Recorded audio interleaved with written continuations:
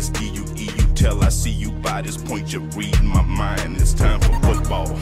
We about to keep this thing moving. I'm about it, you're with it, let's do it. We gon' make this thing official, you heard me? If you're the best, then let's prove it. The goal is set to have a team become a unit, man. We about to keep this thing moving. I'm about it, you're with it, let's do it. We gon' make this thing official, you heard me? If you're the best, then let's prove it. The goal is set to have a team become a unit, yeah. Welcome to Football Game Plan's NFL All 32 show. I am Emery Hunt, the czar of the playbook. As always, we have an action-packed show lined up for you guys this week as we head into week 7. But let's get things kicked off by taking a look at some of the key storylines heading into the weekend as we go into our 4-minute offense. It's Tua time in Miami as the Dolphins decided to go with their first-round pick Tua Tagovailoa as the starting quarterback. Now, many wonder why the move was made, as Ryan Fitzpatrick was playing solid ball this year and the team is sitting at 3-3 on the season. So some question the timing of the move, but I look at it differently. This reminds me a lot of the move the 49ers made from Alex Smith to Colin Kaepernick, the move the Saints made in 2001 from Aaron Brooks to Jeff Blake, and the move the Giants made from Kurt Warner to Eli Manning. The starter wasn't playing bad per se, it's just that the new guy gives them just a little bit more at the position. Now, from a developmental standpoint, it makes sense as Tua is going into a bye week, which gives him a full 2 weeks to prepare for the Los Angeles Rams. So why not get that clock started early, seeing that you drafted him high in the first round and he's proved to be fully healthy and ready to play. So the upside is just too great. Now, from an X's and O's perspective, it makes sense also. What Tua brings to the table that Ryan Fitzpatrick doesn't have is a lightning quick release and an ability to quickly diagnose and distribute the football. Now, there were far too many plays being left out there on the field by Fitzpatrick. Plus, and probably most importantly, Tua doesn't consistently put the ball in harm's way like Fitzpatrick does. That's just not in his makeup, and it wasn't in his makeup at Alabama. And I think because of that, we'll see even more production from the Dolphins offense and its playmakers, with Tua also giving them a little bit of a boost inside the red zone as well. He also adds his proficiency in the RPO game, which requires a quarterback to have the quick decision-making ability and a quick release in order to execute flawlessly. So look for the Dolphins to be a more of an up-tempo RPO-based attack and really grow their offense down the stretch of the season as they're in the thick of an AFC East divisional race and a playoff race gunning for that 6th or 7th seed in this year's playoffs. So don't look for a drop-off coming from the quarterback position. It's only going to be upside from here on out. With 2 weeks until the NFL trade deadline, there are a couple of players who figure to be strong candidates to get moved in a couple of weeks. You look at Washington's quarterback Dwayne Haskins, who was done wrong by the last 2 coaching staffs, to be quite honest, with this one being the most egregious. You don't name a guy captain, say you're going to ride with him through the ups and downs as it's a growth year for him, only to bench him for a worse option in Kyle Allen. If I'm Pittsburgh, Minnesota, or Detroit, I'm making a move for the talented second-year quarterback out of Ohio State. Now, a couple of Bengal wideouts have voiced their displeasure with their roles on the current team and is looking for a way out. Future Hall of Famer AJ Green is one of those wideouts. Whether you believe he's lost a step or not, it is becoming obvious that Green just doesn't seem to fit into this Bengals offense and will be best served helping out a team that's in need of a solid veteran right away at the position. I think of a team like New Orleans, the New York Jets, or even Philadelphia being very good landing spots for him. His teammate John Ross also has made it known that he wants to trade. For Ross, it's never about the talent than it is about health. He has to find a way to stay healthy, as that's his biggest knock right now about his career. But if I had to guess which teams should be interested, I would venture out and say perhaps someone like Green Bay, Chicago, maybe even the Houston Texans could utilize the speedster's services immediately. And another wideout in D.D. Westbrook from Jacksonville seems to have fallen out of favor with the Jaguars. He's played in 1 game so far this season and has been a healthy scratch for a few of them. You look at Philly, New England, or even the New York Giants would find immediate usage for the former Oklahoma Sooner. And then there were 3, as only 3 teams remain unbeaten in the NFL. The Seattle Seahawks, the Pittsburgh Steelers, and the Tennessee Titans all sit at a perfect 5-0 on the year. Each one has done it in a multitude of ways. The Seahawks are getting MVP level play from their quarterback Russell Wilson. Pittsburgh is doing it with stellar defense and an offense that's improving each and every week, while Tennessee is bludgeoning teams again with their ground game while also getting MVP level play from their quarterback Ryan Tannehill. So it'll be interesting to see how these teams continue to carry the torch moving forward, with Pittsburgh and Tennessee playing each other this weekend in what is sure to be a fantastic game.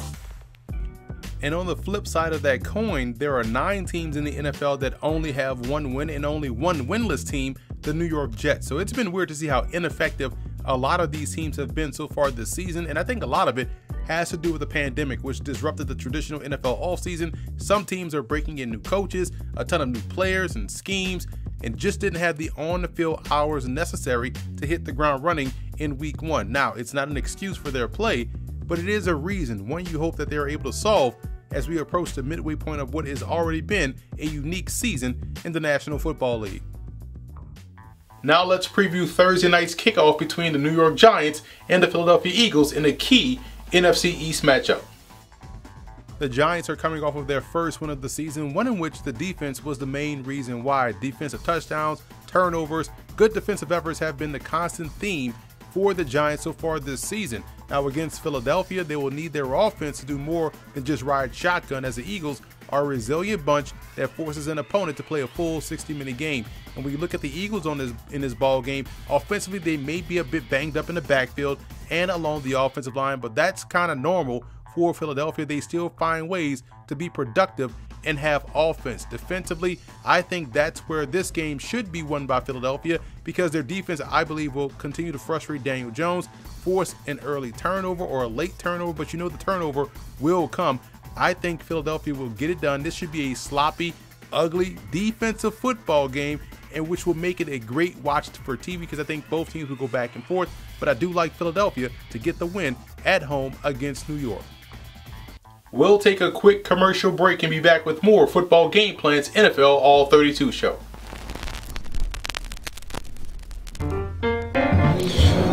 Man, you know, it's that old thing, you know, perseverance, consistency, hard work, you know what I mean? My goal is to put the same work into, you know, my businesses, my family, that I put into football, you know, and I've been running with that mantra since I got married back in '97, you know, that if I'm going to have a successful marriage, I got to, you know, the same hard work and same consistency and discipline I had on the football field, I got to put in my marriage and with my kids and with my businesses and all that. So it teaches you a lot, man, you know, how to deal with your fellow man and not look at his color, but look at, you know, what he can do for the overall good of what you're trying to accomplish, you know. So, you know, sports to me in general is just an incredible deal when you talk about football specifically, because of the closeness of guys. I just believe it's an amazing sport. Football Game Plan is brought to you in part by 9th & Lux. Visit the website 9thandlux.com and check out the clothing gallery.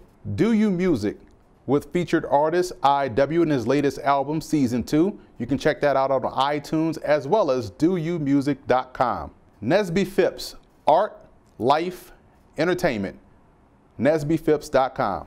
Grind It Out Fitness. Visit the website grinditoutfitness.com and download the app.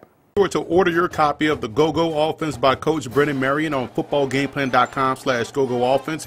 Coach Marion goes through the ins and outs of his explosive offense, one that's tearing up the college football field and putting a lot of points on the scoreboard. Again, you can order your copy at footballgameplan.com/GoGoOffense. Football is a game of matchups, and matchups dictate the outcome of a ball game more often than not, and we'll take a look at some of the key matchups that you want to keep an eye on this upcoming weekend. Let's start with the Bills' offensive line against that Jets' defensive front. I think that's where Buffalo will need a huge step up in play this week against Gang Green. We saw last week against Kansas City. The Bills' offensive line had some issues in moving the Chiefs off the spot, which stymied their run game and also affected Josh Allen in the pocket. So I think their offensive line going up against a defense front that can apply pressure. The Jets do have some great players, in my opinion, in Quinnen Williams. I like what they bring off the edge with Terrell Basham. So they have some guys. Yes, they lose Steve McClendon, but up front, that's where the battle has to be won for Buffalo in this ball game. Moving over to Jacksonville and Los Angeles, I look at the Jaguars' skill talent against that Chargers back seven. When you look at Jacksonville, out there on the perimeter, DJ Chark is a really good option. We talked about Laviska Shenault all throughout the season and how well he's doing as a rookie. So they have some pieces. Keelan Cole is another one. They can really push the football deep down the field. The problem is their quarterback is a little bit gun shy, is a little bit hesitant, struggles in reading defenses, and that's where the Chargers back 7 can create some opportunities for them to pick off the football. We've seen them take away their top target in New Orleans. We've seen them take away options throughout the course of the season. The Chargers do a great job of matching up in the secondary at the linebacker level, and I think if they can do that, take away one of those key options and force Gardner Minshew to hold the football a little bit too long, that's a matchup that the Chargers can win. So that's going to be a great game within the game battle to watch on Sunday. Up in Foxborough, you have the 49ers taking on the New England Patriots.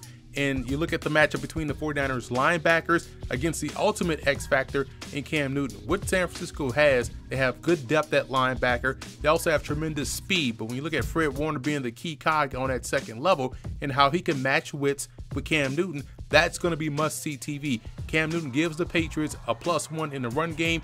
He's one that's very difficult to contain and also bring down if he breaks contain. So I will be interested to watch how they apply pressure in the passing game on Cam Newton and how they attack him in the run game.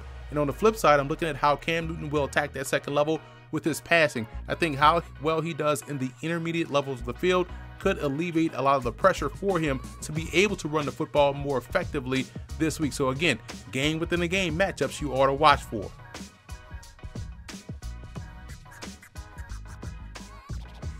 And finally, another matchup that I'm interested in watching is the Steelers' run defense against Derrick Henry. I'm convinced that as the game goes on, Derrick Henry just gets taller and bigger. By the time it's the fourth quarter, it's like Joel Embiid out there trying to run the football. But when you look at Pittsburgh coming in, knowing that's the key to slowing down Tennessee, I'm interested to see how they compete. They're going to be without Devin Bush, their outstanding linebacker, who was doing really good things in his second season. So that's a matchup that they're going to have to overcome and one they're going to have to exploit. If they can stop the run, play solid point of attack defense, it's going to put Ryan Tannehill in a situation where he's going to have to throw off rhythm, off schedule, and that's a battle where the Steelers can win. But for Tennessee, how can they run the football weak side without Taylor Lewan? That's a huge asset to their offensive line that's going to be out. He tore his ACL, so he's gone for the season. So that hampers their run game just a little bit because Derrick Henry still can get his job done, maybe without Taylor Lewan. But that's a battle. How can they pass protect? How can they run block on the left side? Those are things you want to watch for, because if the Steelers can stop the Titans' ground game and make the Titans one-dimensional, I think that's a game they can win. So those are some of the key matchups you want to keep an eye on this week as you watch the NFL. Let's start previewing some games this weekend. We'll start in Atlanta, where the Falcons play host to the Detroit Lions. Atlanta has been in position to win games throughout the season. We saw last week how they were finally able to play a full 60-minute game in all three aspects. Detroit did a great job operating with balance in their win against the Jaguars. I don't think the Lions are that far off from Atlanta, to be quite honest, which means I think both teams are really good. So this game will ultimately come down to explosive plays, and I think the Falcons are much more equipped in that department to be able to get the win at home against a very solid Detroit Lions squad. Next up, we have the Bills traveling to MetLife to take on the Jets, and it's been a really rough year for New York, and we've reached a point of the season where we're starting to see a lot of dissent amongst the coaching staff, and some of the players are starting to publicly voice their frustration. I don't foresee things changing for the better with this football team, and they face one of the best in the AFC in Buffalo, who's coming off of a loss to Kansas City, and they're looking to get right. Well, this is their get right game. I like Buffalo to knock out the Jets.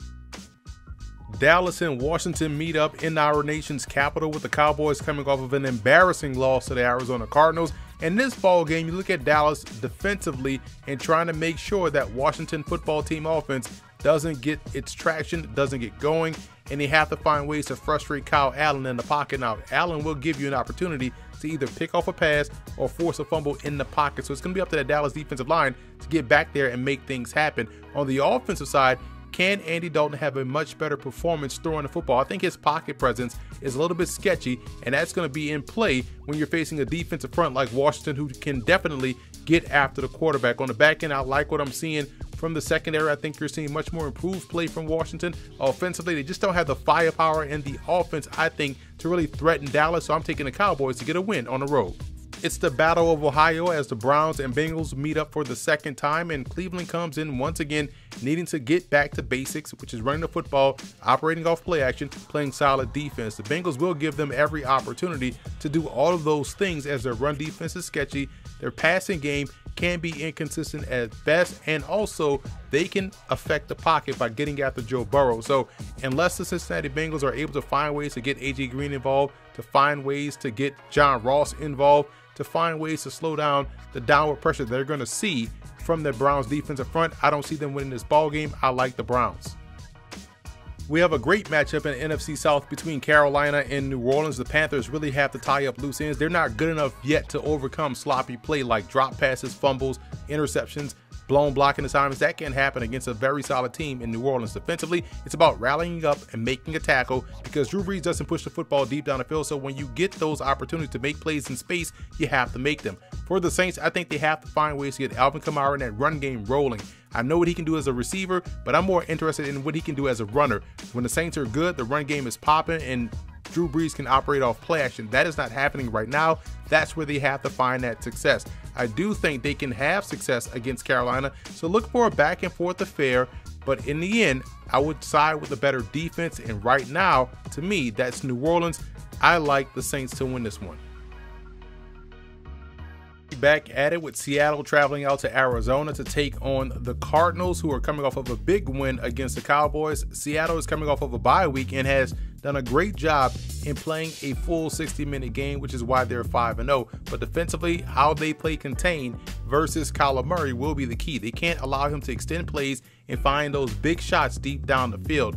Arizona, to be quite honest, is not doing its best offensively, and a lot of it has to do with Kyler Murray not being able to find those consistent completions over the intermediate area of the field. It's a lot of short passes, and he's missing some deep down the field, so he has to play a much better game. Defensively, can he continue to play with that same level of intensity that we saw them play against the Cowboys? They're facing a different animal in the Seahawks offense that has Russell Wilson, that has DK Metcalf, that has the ability to work the middle of the field with those tight ends. So I see this as a bad matchup for Arizona, so I like Seattle. Intriguing matchup here as Green Bay travels to Houston to take on the Texans, and the Packers started out well against Tampa Bay, but it ended up getting blown out by the Buccaneers. And you look at what they can do better against the Texans. I think they can throw the football down the field against Houston, but I'm more interested to see how they are able to cover against the Texans passing game because of Deshaun Watson's ability to create. Now for Houston, defensively is going to be about stopping the run. Can they stop Aaron Jones, Jamal Williams, A.J. Dillon in that ground game that they're going to see from Green Bay? And also, can they make tackles in space one-on-one, because that's how Green Bay challenges you in the passing game. Tough task for that defense of Houston. I'm taking Green Bay to get the win. Big matchup in the AFC we spoke about earlier between Pittsburgh and Tennessee, and it's going to be about defensive play and point of attack play. But I look at both quarterbacks in this ball game. Ben Roethlisberger each and every week has shown that he has gotten back into his football groove, completing passes at a high clip. Chase Claypool, the receiver, the rookie wideout from Notre Dame, has been a tremendous X factor for this offense. So how well he does in this ball game against a team that tends to struggle with communication is going to be what to watch for. Tennessee needs their offense to get rolling, because when you look at their ground game and Tannehill's ability to effectively operate off play action and find guys quickly downfield, it helps them out to mitigate what has been, quite honestly, a sketchy defense. So I think defensively they're going to face their toughest task of yet. It'll look a lot like what we saw from Houston in the passing game. I like Pittsburgh in this one on the road against Tennessee.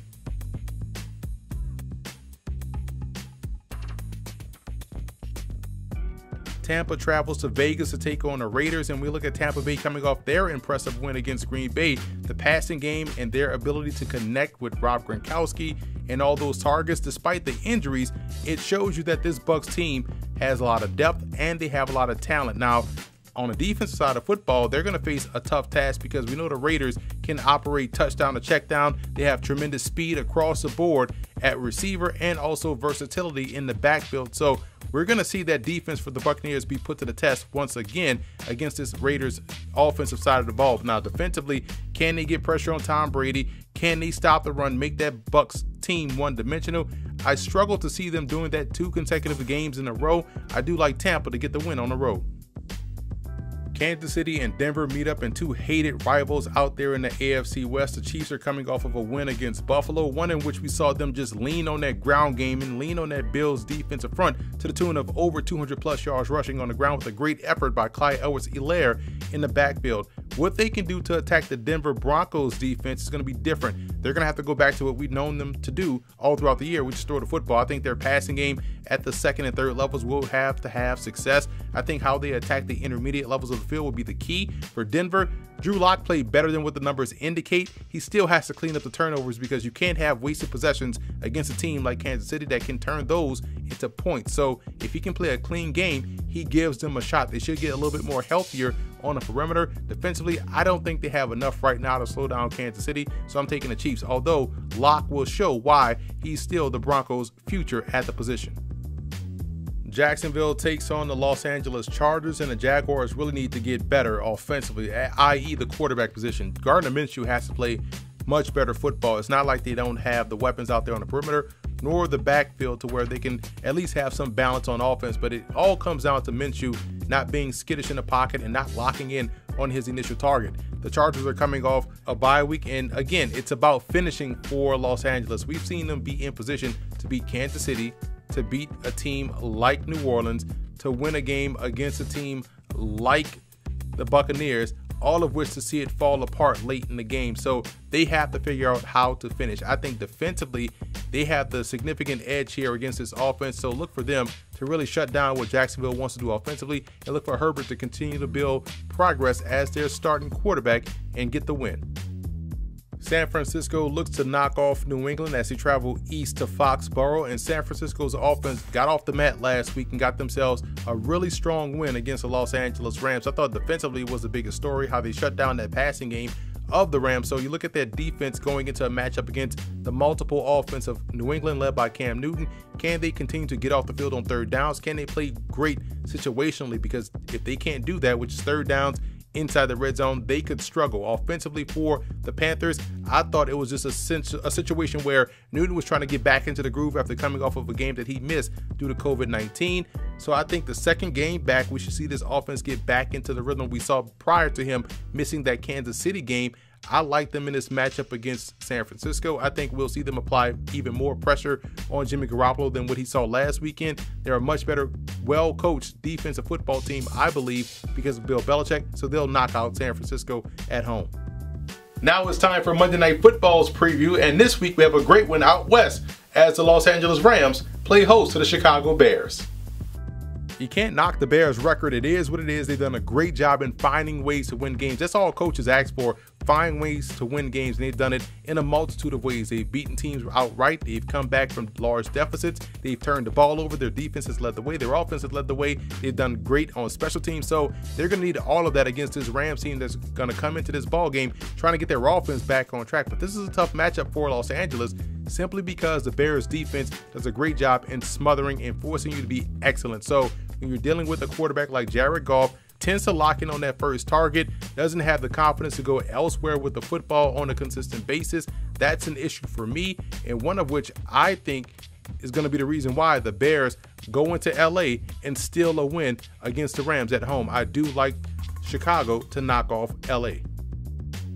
So that's it for this edition of Football Game Plan's NFL All 32. I am Emery Hunt, the czar of the playbook. Be sure to follow me on all of my social media accounts. And don't forget to check out and subscribe to the Football Game Plan Network located at youtube.com/footballgameplan. Also subscribe on iTunes to Football Game Plan Podcast and leave us a 5-star rating. It's D-U-E, you tell I see you by this point, you're reading my mind. It's time for football. We about to keep this thing moving. I'm about it, you're with it, let's do it. We gon' make this thing official, you heard me? If you're the best, then let's prove it. The goal is set to have a team become a unit, man. We about to keep this thing moving. I'm about it, you're with it, let's do it. We gon' make this thing official, you heard me? If you're the best, then let's prove it. The goal is set to have a team become a unit, yeah.